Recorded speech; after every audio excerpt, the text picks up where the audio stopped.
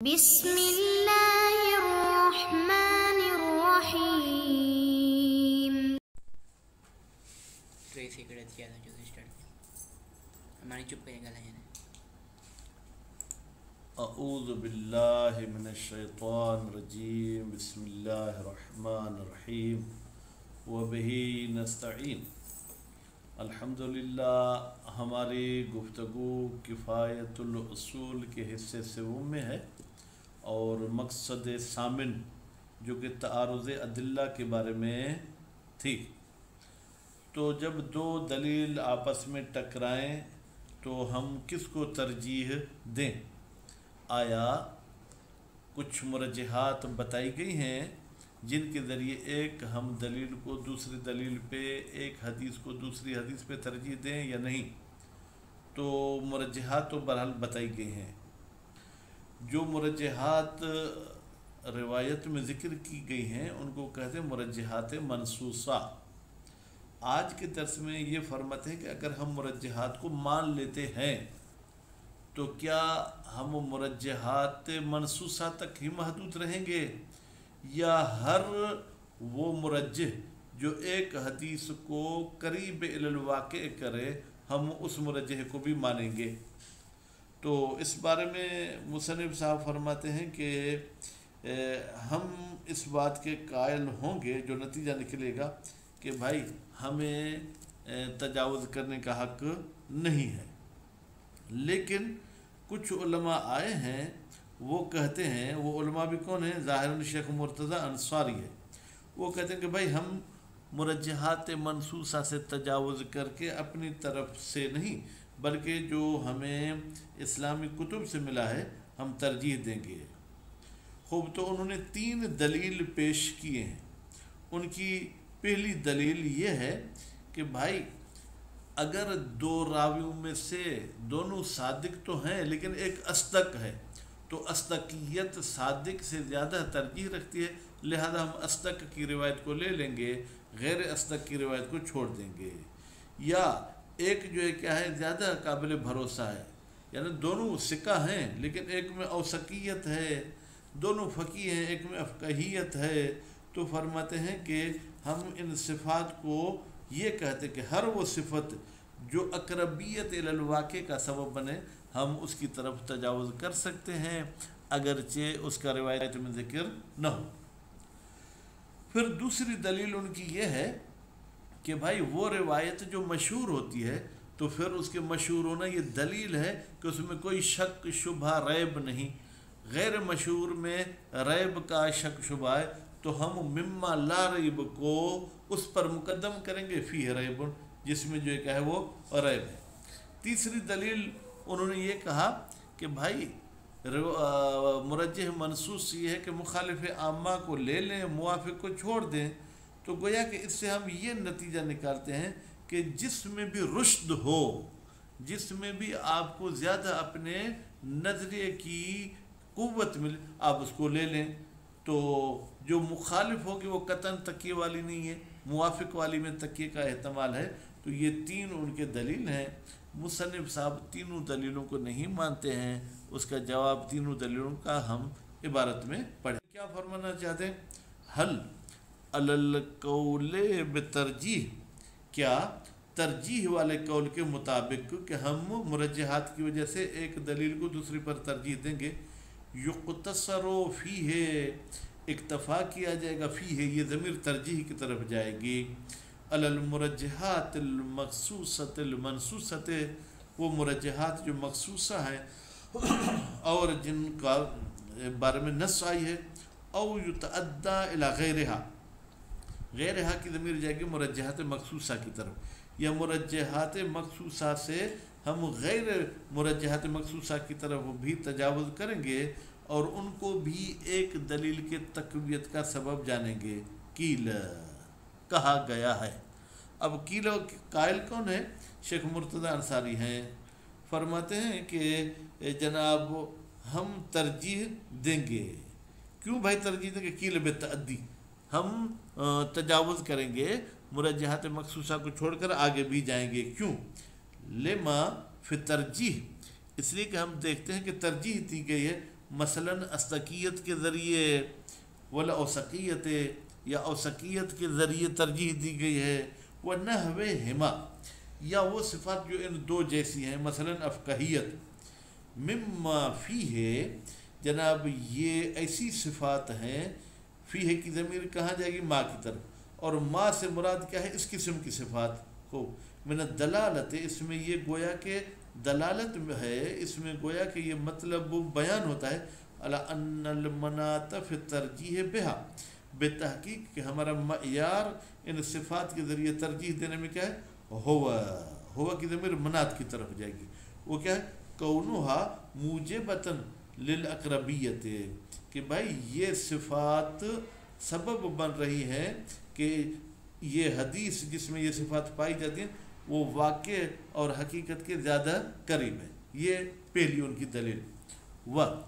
یہ دوسری دلیل، اس پہ پینسل کے ساتھ آپ دو لگا دیں۔ لما فی التعلیل، یہ جو علت بیان کی گئی ہے کس میں؟ بأن المشہور مما لا ریب فیہ، بتحقیق کہ یہ جو مشہور حدیث ہے یہ ایسی چیز ہے، یہ ایسی بات اور ایسا مطلب ہے جس میں کوئی شک شبہ نہیں، من استظہار، اس سے گویا کہ ہم ظاہر کر سکتے ہیں کیا؟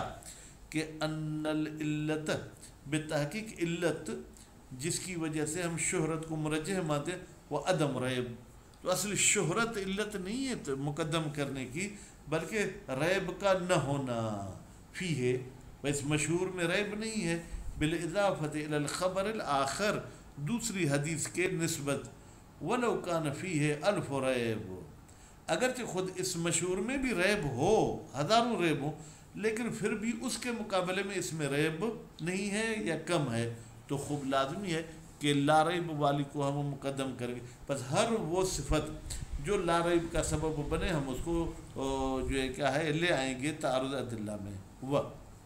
یہ تیسری دلیل۔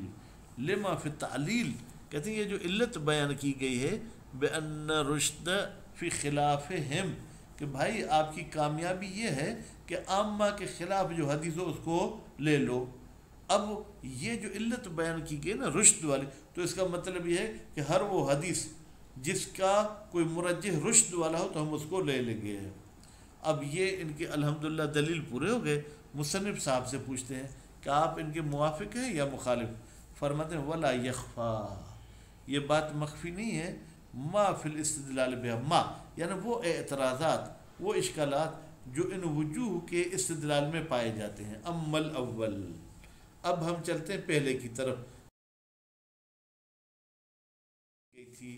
فرماتے ہیں فَإِنَّ جَعْلَ خصوص شَيْءٍ، کسی خاص چیز کو قرار دینا، فِيهِ جہت الارائہ، جس میں واقعے کے دکھانے کا پہلو ہے، وہ طریقیہ، اور جو واقعے کے لیے ہمارے لیے راستہ بنتی ہے، حجت، آیا آپ اس کو حجت مانیں گے یا مرجح مانیں گے؟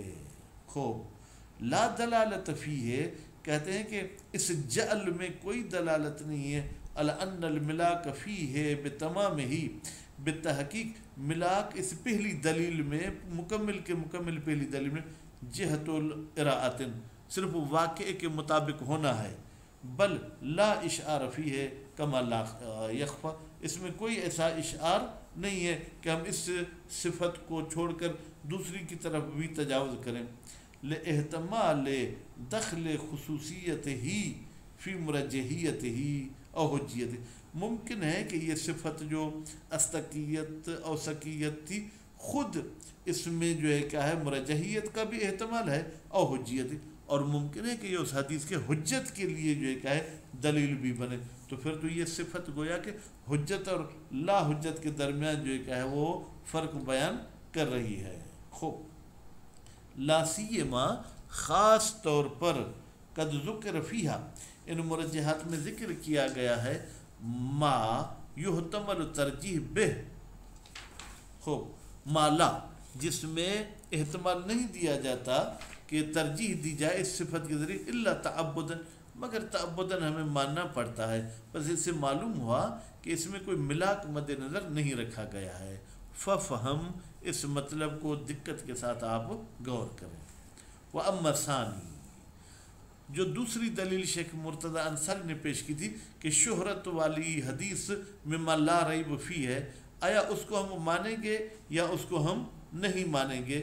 فرماتے ہیں یہ جو دوسری والی ان کی دلیل تھی تو یہ بھی گویا کہ قابل قبول نہیں ہے۔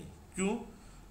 لتوقف ہی، یا فا لگا دیں فلتوقف ہی، بھائی ان کی یہ دوسری دلیل بھی متوقف ہے علی عدم کون روایت المشہورت، اس بات پر کہ یہ روایت مشہورہ نہیں ہے فی نفسہا، اپنے اندر یا خود، مما لا ریب فیہا، جس میں کوئی شک شبہ نہیں ہے۔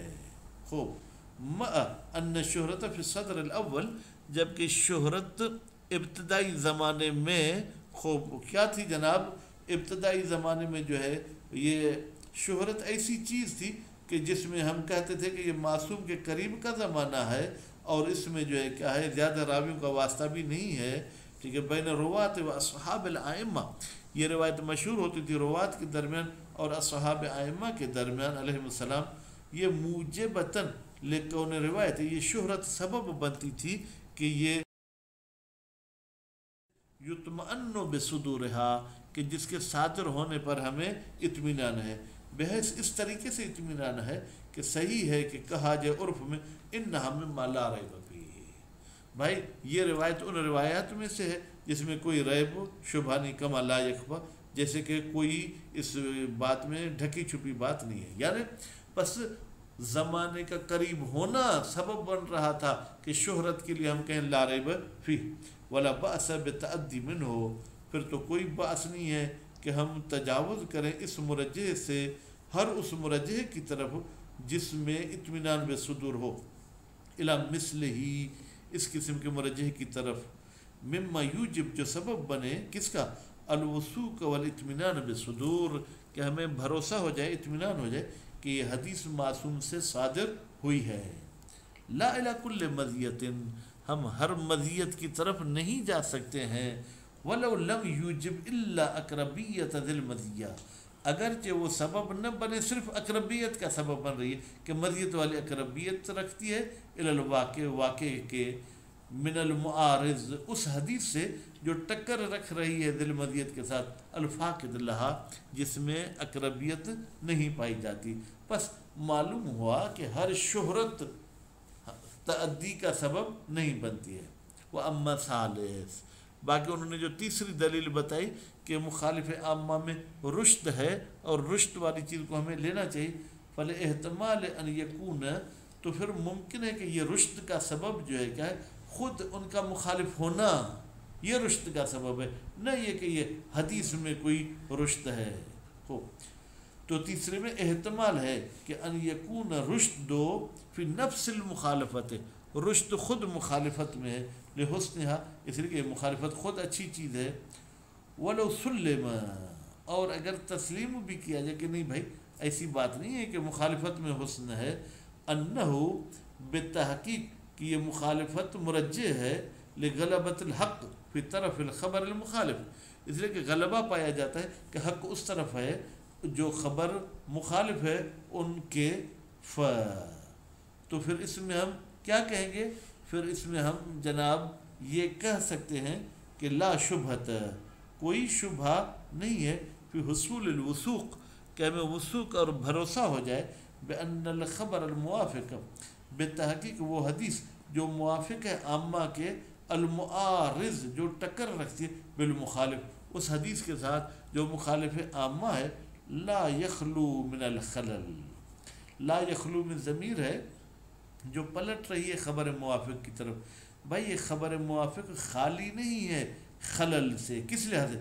صدوراً او جہتاً، یا تو یہ ائمہ معصومین سے صادر نہیں ہوئی، یا تو جہت کے لحاظ سے کہ ممکن ہے یہ تکیے وغیرہ کی وجہ سے ائمہ معصومین نے حدیث کہی ہو، ولا بأس بتعدی منہ الی مثلہ، کوئی بأس نہیں ہے کہ ہم تجاوز کریں منہ، اس مخالف والی یہ مرجح سے جو اس قسم کا مرجح ہو، یعنی جو وثوق کا سبب بنے کہ یہ صادر ہوئی معصوم سے، کما مر آنفا، جیسے کہ یہ جواب ثانی میں بھی ہم نے بیان کر دیا۔